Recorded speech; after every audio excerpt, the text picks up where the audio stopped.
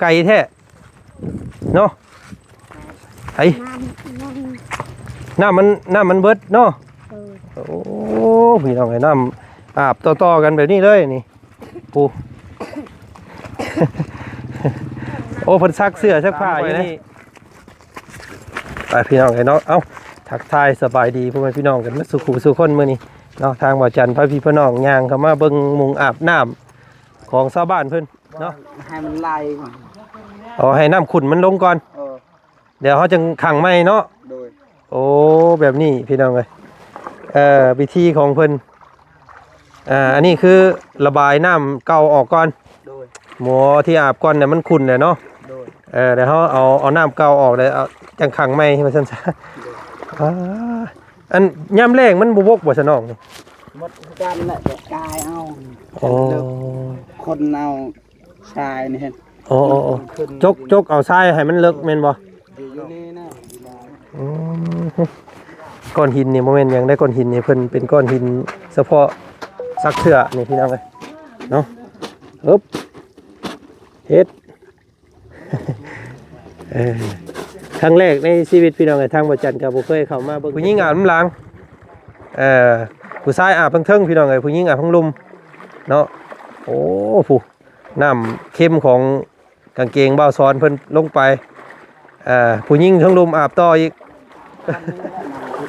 โอ้ทักอยู่นี่เจ้าอันเอากระตุกเจ้ามานั่นไดตุกหอยใส่บนอาบได้หมูยังรอคิวอยู่ได้หั่นเนาะทำไมหมูให้ได้หั่นครับโอ้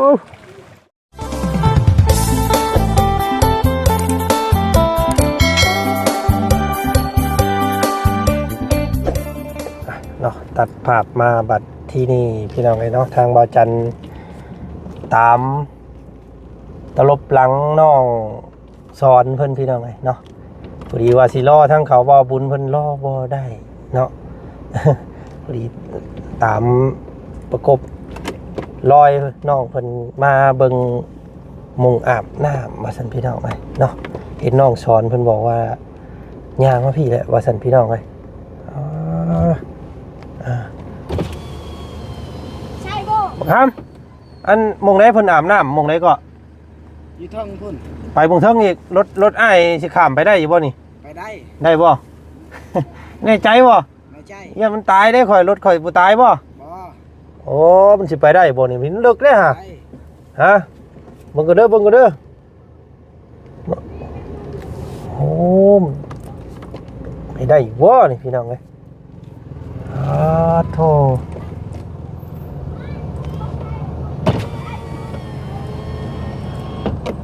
ถ่ายยู่ช่วยกันเด้อ ตัวเนาะเฮ้ยมันไปได้บ่นี่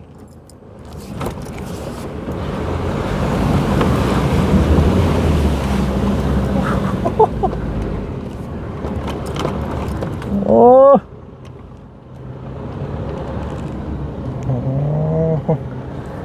เนาะตามเบาสอนมาเบิ่งการอาบน้ำของน้องเพิ่นมื้อนี้พี่น้องเอ้ยอ๋อสาวบ้านเพิ่นกับโมเมนต์แต่นั่นดินี่พี่น้องเนาะมาหลายคนอยู่ดิโธ่ มุงเพิ่นอาบน้ำมุงใดก็ได้บนโมงยังเขาอาบอ๋อมุงอันนี้บ่บนอาบนะมุงผู้ชายอาบได้อยู่มุงใดอยู่นี่ก็ได้อยู่เทิงก็ได้เห็นบ่บ่สอนไปกี่นี่สอนอะไรก็สอนน้องบ่ค่ำนี่ส่วนมันไปบ้านน้ำมันก็บ่แม่นจะอยู่เทิงกันบ่อันรถจะขึ้นพุ่นได้บ่นี่นี่จะไปฮอดบนกบอ๋อมันมีมุงนี่อยู่เนาะยังมีคนอยู่นะโอเคตัวโอ้พี่น้องเลย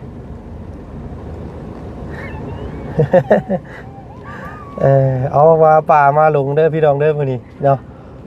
ฟ้าพี่พ่อน้องมาลุยเบิ่งการอาบน้ำของน้องคนกันเนาะ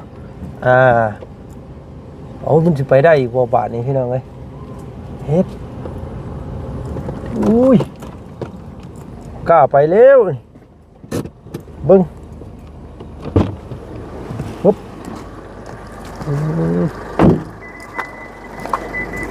โอ้มันลงมาได้อยู่โอ้พี่น้องเลย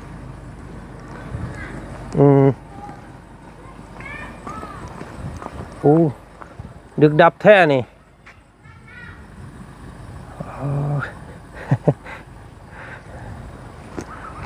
มีคนอาบน้ำบ่อยู่ผู้โอ้ยไปได้อยู่เนาะ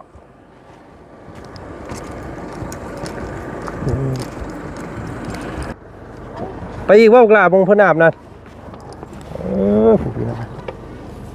ไปดุยพี่น้องเลยปึ๊บ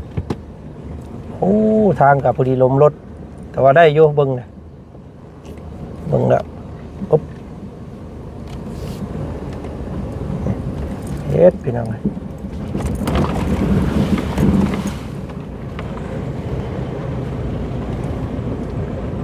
ปึ๊บอ๋อรถจอดไว้นี่ป่ะ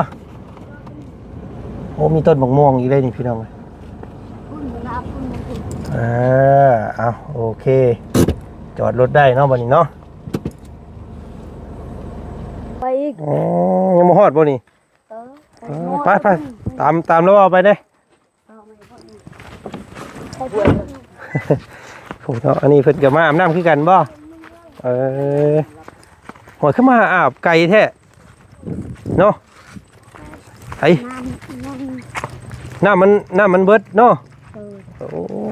พี่น้องไอ้น้ำอาบต่อกันแบบนี้เลยนี่ปู โอ้เพิ่นซักเสื้อซักผ้าอยู่นี่ซักเสื้อซักผ้าน้ำมันสิเบิดแล้วเนาะโอ้เบิ่งเห็นพี่น้องเลยน้ำน้อยเดียวนึงเนาะไปกล่าวตามไปหัวอันนี้มองผู้ชายเพิ่นอาบมองผู้หญิงอาบอันนี้เนาะมองผู้ชายอาบไปมองนึงอีกมันบอกจบอันยังก่อนละ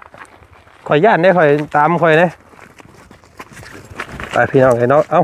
ทักทายสบายดีพ่อแม่พี่น้องกันมาสู่คนมื้อนี้เนาะทางบ่อจันทร์พระพี่พี่น้องย่างเข้ามาเบิ่งมุงอาบน้ำของชาวบ้านเพิ่นเนาะไกลเลยสิพี่น้องเลยมุงเพิ่นอาบน้ำนี่พี่น้ำน้อยเดียวอึ๊บโอ้ตัวอึ๊บ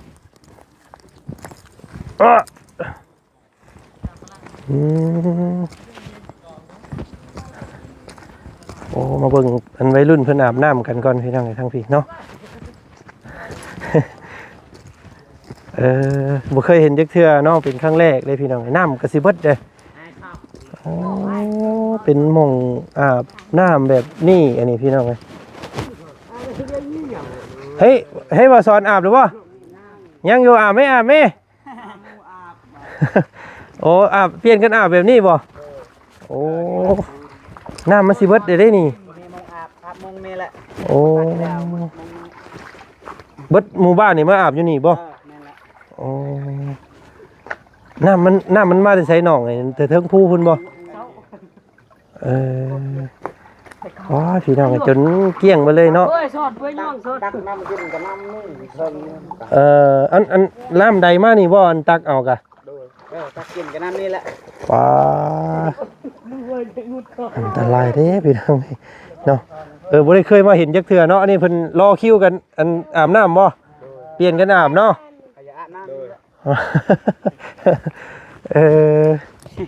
บ่เคยเห็นขอโทษขออภัยเด้อมาถ่ายเบิ่งเด้อนี่พี่น้องมองเพิ่นอาบน้ำ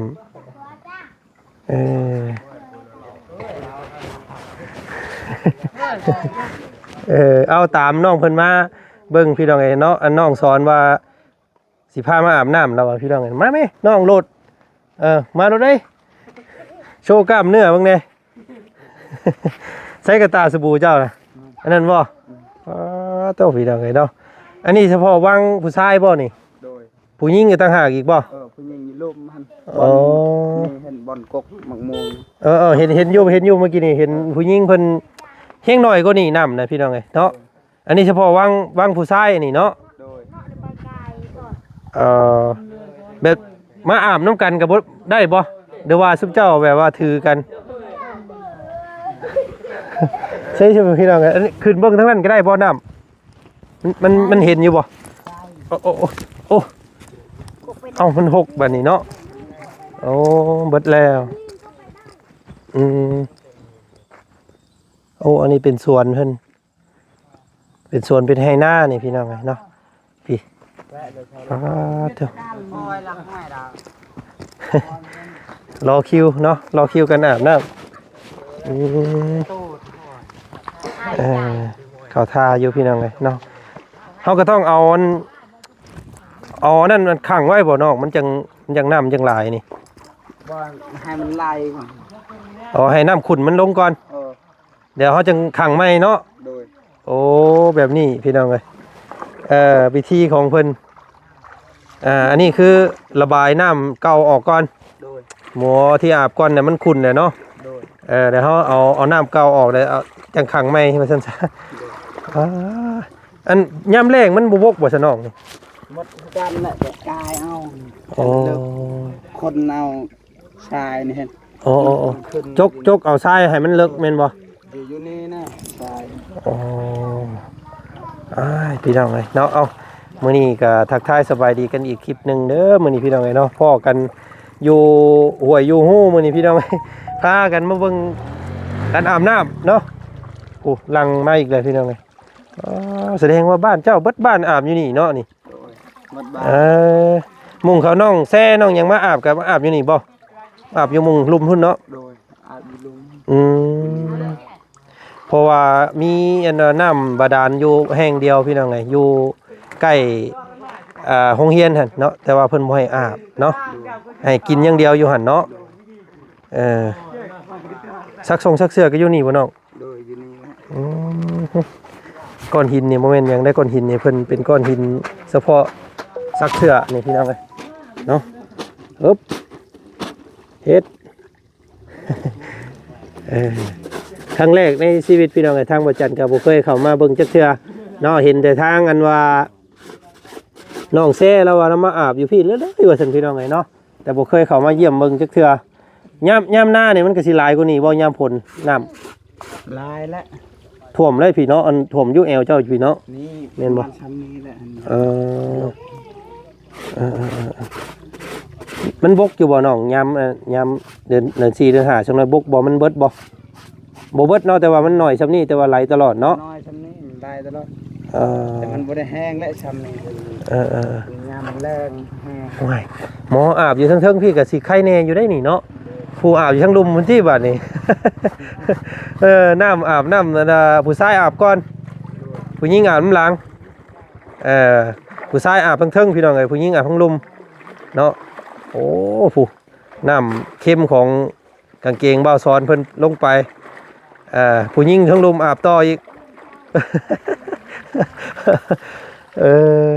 อันแบบว่าอาบน้ำกันก็บ่ได้บ่เนาะ บ่ได้เว้ย อ๋อเป็นฮีตของทุกเจ้าบ่ โดย โอ้แบบว่าผู้ชายต้องอยู่เทิงเนาะ โดย ถ้าผู้ชายอาบทั้งลุมได้บ่ ได้คือกัน แต่ว่าบ่ให้อาบร่วมกันเนาะแบบบ่ให้อาบร่วมกันซื่อๆเพิ่นก็มีกฎของเพิ่นอยู่สักพี่น้องไงเนาะนึกว่าพากันมาอาบน้ำอาบในอยู่บ่งเดียวกันเลยบ่แม่นเนาะเพิ่นก็ให้ผู้หญิงอาบอยู่แต่ผู้หญิงผู้ชายแต่อยู่แต่ผู้ชายนี่อันนี้ทางไปใช้สนองนี่ไปหลอดไปเทิงๆวันนี้แหละนำทุก โอ้ทักอยู่นี่เจ้าอันเอากระตุกเจ้ามานั่นได ทุกหอยใส่วันนี้ โอ้ยพี่นะ จักมาแต่ทางใดน้ำก็ได้เนาะแต่ว่าเอาน้ำนี้ได้กินเนาะน้องเนาะ โดย โธ่เอาพี่น้องไอ้เนาะนี่น้องสอนเพิ่นบอกว่ากินก็อยู่นี่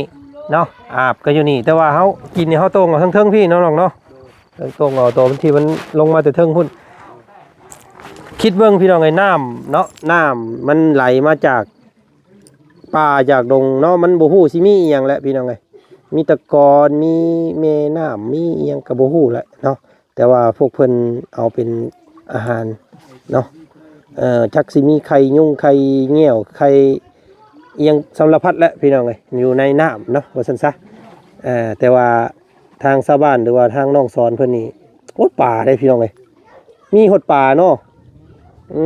ปลาซิว โอ้ปลาน้อยๆเนี่ยพี่น้องลายเอาเมื่อกินว่าซั่นน้องเอาเมื่อกินกับบ่ได้ต้มบ่บ่ได้ต้มก่อนบ่กินนี่ก่อนสิกินนี่ บ่ กินเลยโอ้ยพี่น้องเอ้ยเนาะอันตรายเด้อนี่เนาะเฮาต้องต้มก่อนให้น้องเลยเนาะเออเอาบ่มีน้ำพี่น้องเอ้ยเนาะเฮาก็จำเป็นต้องใส่เนาะน้องเนาะเอาอัพ น้องเพิ่นบ่ได้เอากระตุกน้ำมานำมื้อนี้ บ่ เนาะโอ้ยว่าสิให้น้องเพิ่นหิวน้ำมื้อให้เบิ่งเอาอาบเลยหมูยังรอคิวอยู่ได้หั่นเนาะตอนนี้หมูให้ได้หั่นฮึบโอ้เอ็ดแต่ว่าเลิกอยู่เนาะมองเพิ่นอาบนี่เลิกอยู่พากันอาบเย็นสบายอยู่เอาพี่น้องเอ้ยมันก็สิบ่แดงบ่คลิปข่อยบัดนี้เนาะพี่น้องเนาะบ่เป็นหยังติเนาะอาบน้ำ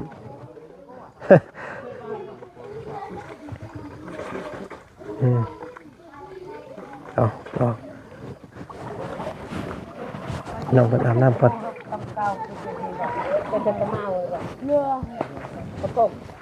ลงมาเลยเอาอาบขอบใจหลายๆ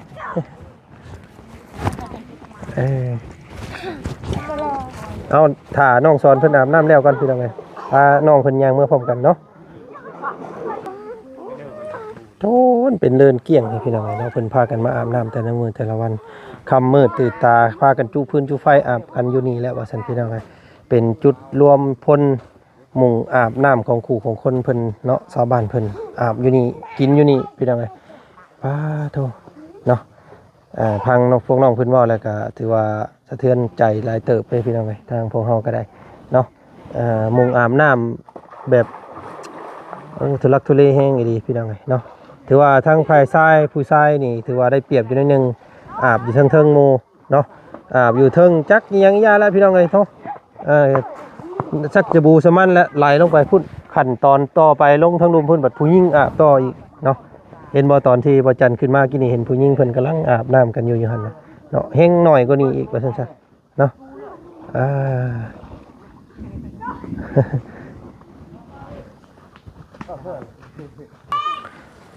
ไปน้องละบาดนี้เรียบร้อยเนาะเย็นสบายบาดนี้โอ้ยพี่น้องเอ้ย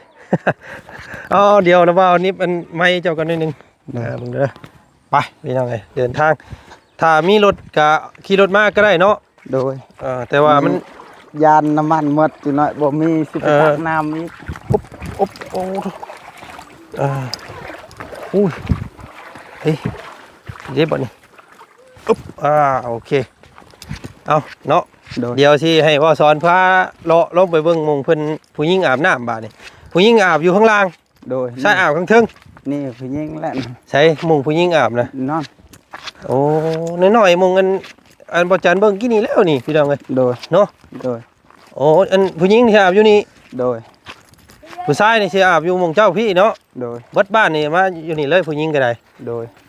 อยู่ข้างลมแน่ผู้หญิงนี่เด้พี่น้องทางสาวเพิ่นกำลังอาบอยู่เนาะโดยโอ้ยบ่สอนเพิ่นอาบยังเทิงผู้เมื่อกี้นี่พี่น้องเอ้ยเนาะไหลลงมานี่อาบต่อกันอยู่นี่เลยเนาะผลกับบัวตกลงมาในมื้อแรงเนาะพอได้น้ำอาบนี่เนาะน้องเนาะโดย อาบเลยสาวอาบเลิศเนาะไปพวกเฮาเมื่อไปเล็กๆต่อเอาเป็นขันอยู่นี้อันนี้พี่น้องเป็นขันเอาอันนี้ขันเอาเนาะโดยแล้วก็มุงลุ่มพุ่นอีกบ่โดยมีมุงลุ่มอันมีเห็นน้องๆน้อยเพิ่นพากันอาบพวกนั้นนะโดยโอ้พากันแต่ละปีนี่ก็มาอาบอยู่นี่เบิดบ่น้องโดยอยู่นี่มันละโอ้เอาบักหลาอันมาพี่เดียวแล้วบ่าวสิเอาขนมให้เนาะเอาขนมให้พวกน้องเพิ่นก่อนปั่นกันเลยลูกปั่นกันปั่นกันกิน ขอบใจหลายๆเด้อที่พามาเด้อพากันอาบน้ำอยู่บ่ชุมโตยังบ่ได้อาบน้ำบ่นักเรียนอยู่บ่นี่เข้าโรงเรียนอยู่บ่ปั่นกันพันผู้ละปั่นซ้ำกันเด้อให้กันได้พี่น้องเอ้ยเนาะให้เด็กน้อยน้องสอนน้อยใจแล้วพี่น้องเอ้ยเอาน้อง อ่ะเจ้าตัวนี้เอาไปพากันเมื่อกินกับหมูมื้อแรกเนาะเอาเฮ็ดได้ข่อยสิเมื่อได้บัดนี้พายุรถช่อยข่อยเด้อเดี๋ยวว่าสอนยางก่อนเลยน้องล่ะเดี๋ยวอ้ายหาอวยรถก่อน โดย อวยอยู่นี่ไล่อยู่ดอกเนาะ ได้ โอ้อันทางไปให้เจ้าอยู่พี่บ่ ไกลแหละ โอ้ อยู่ในพุ่นจังหน่อยรถเข้าบ่ได้ โอ้รถอ้ายไปนี่ได้อยู่บ่นี่ ไปนี่บัดเข้าอยู่ให้เฮามันยากทาง บัดสิไปฮอดไปใกล้สิฮอดแล้วมันเข้าบ่ได้บัดนี้มันน้อย มันยาก โอ้เอาจักมือเดี๋ยวสิให้เจ้าพาไปฮอดหั่นเด้จอดรถไว้หั่นเนาะ โดย แต่ยังไปเบิ่งต่อ ไกลได้ ไกลบ่ ฮอดบ่หมุ่งกันว่า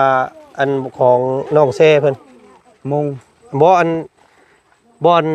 ให้น้องแซ่นั่นนะ หายบอลแซ่ครั้งนี้คือกัน น้องแซ่ใกล้กว่าบ่คือไก่ซ้ำกัน หายน้องแซ่บ่ได้ใกล้นี่ขังน้ำนี่เฮาพุ่นอยู่ภูพุ่นไปอยู่พุ่นก็ว่าน้ำมัน500,000พุ่นแหละใช่คันรถใหญ่นี่ อ๋อโตปานนั้นพุ่นบ่เนาะ เพื่อไว้500,000ประมาณ400,000 500,000นั่นแหละ โต ทางมันยากนะเฮ็ด มันลงภูลงหยังติตายบ่กล้าไปแล้วสะข่อยปานนี่ ถ้าขี่รถจักรเจ้าไปประมาณจักแสนเติม ประมาณ40 30นี่ 40,000 30,000นี่มาฮอดอยู่เนาะ แต่ว่านี่รถใหญ่มันกินหลายน้ำมันยาน เอาซะเดี๋ยวสมมุติว่าพวกอ้ายพากันนั่ง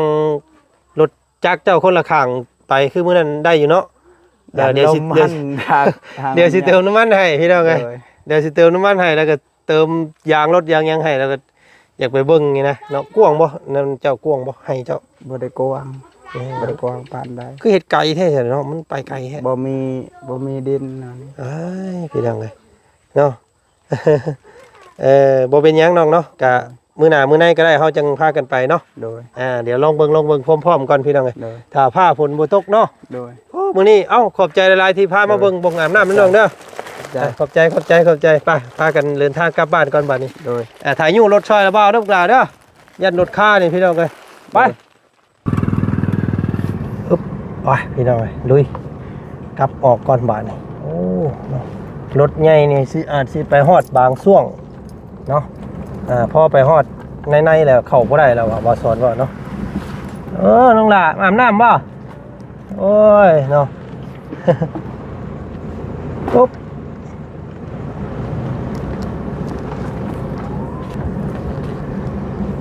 ไปพี่น้องเลยอีกทั้งอีกพักนี่แบบพักสุดท้ายอันนี้พี่น้องเลยเนาะพากันอาบเสียงแซวอยู่ทางนี้ก็ได้โอ้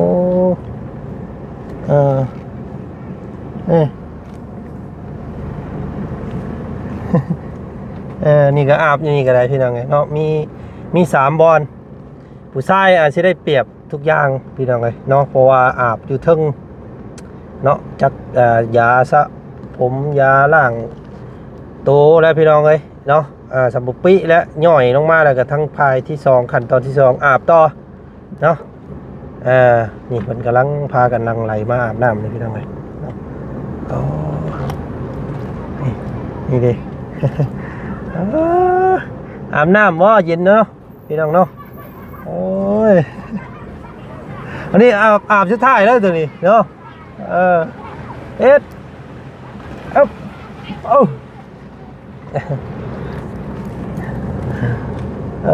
ฝากกันอาบแบบ2-3 ตลบพี่น้องเลยเนาะจำเป็นดิเพิ่นก็ได้เนาะเฮ็ดได้สัตว์พี่น้องเลยพากันอาบแล้วมันบ่มีหมู่อาบเนาะน้ำอาศัยธรรมชาติพี่น้องเอ้ยเนาะพึ่งพาธรรมชาติเป็นหลักเนาะจักสิเฮ็ดจังได๋ชาวบ้านเพิ่นก็อยู่กันแบบนี้บ่แม่นว่าล่ำปีล่ำใดพี่น้องเอ้ยเนาะแต่เกิดและว่าซั่นซะเนาะ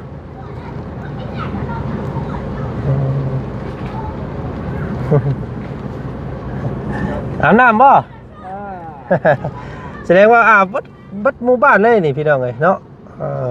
น้องเพิ่นก็พี่หมอก้อยฮอดได้กิโลนี่พี่น้องเอ้ยย่างมาอาบน้ำเนาะค่ำแล้วพี่น้องเอ้ยตอนนี้ก็5 โมงกว่าแล้วเนาะทางบ่จันก็มาถ่ายทำให้พี่ให้น้องเบิ่งส้มเนาะการเป็นอยู่ของ หมู่บ้านซะแล้วพี่น้องเอ้ยเนาะเท่าประหยัดขนาดน้องเพิ่นนี่พี่น้องเอ้ยน้องบ่าวสอนนี่เนาะมีรถแต่บ่ขี่เนาะเพราะว่าประหยัดน้ำมันว่าซั่นซะเนาะโอ้มาน้องเพิ่นก็ยายขนมให้น้ำทางมา มีรถอยู่แต่ว่าบ่ขี่ประหยัดน้ำมันเราอะเอาไว้ไปเฮ็ดเวียกเนาะย่างเอาเนาะโอเคทางบ่จันกะสิขอถ่ายทำให้พี่ให้น้องเบิ่งส้มซ้ำนี่แหละพี่น้องเอ้ยเนาะเจอกันใหม่อีกคลิปหน้าเนาะคลิปนี้ก็ขอบุญขอบคุณพี่น้องเอ้ยขอมุกขอบใจมัดสุขุสุคนเนาะที่กดไลค์กดแชร์แล้วก็คอมเมนต์ที่ดีๆเข้ามาเนาะทางบ่จันกับบ่มีหยังหลายเนาะคลิปนี้ก็พาพี่พาน้องมาทำความรู้จักมาท่าของหนุ่มสอนรามพี่น้องเอ้ย เนาะสอนรามเทพพิทักษ์หนุ่มสอนรามถือว่าเป็นผู้ที่มีระเบียบวินัยในการใช้ชีวิตและการอยู่เนาะเพราะว่าพวกน้องเพิ่นก็ถือว่าเป็นสัมผัสได้นะพี่น้องน้องเพิ่นก็ดีเลยเนาะดีเป็นเด็กน้อยที่แบบฮู้ความเป็นอะไรก็มีความรับผิดชอบสูงเนาะเต็มไปด้วยความบึกบึนในร่างกายของน้องเพิ่นก็ได้เนาะพี่น้องเอ้ยขอบคุณอีกทีนึงเนาะมื้อนี้ทางบ่จันขอจบคลิปสำนี้แล้วพี่น้องเจอกันใหม่เด้อคลิปหน้าเนาะคลิปนี้ลำลาก่อนสบายดีสวัสดีมัดสู่คนเจอกันใหม่เนาะพี่น้อง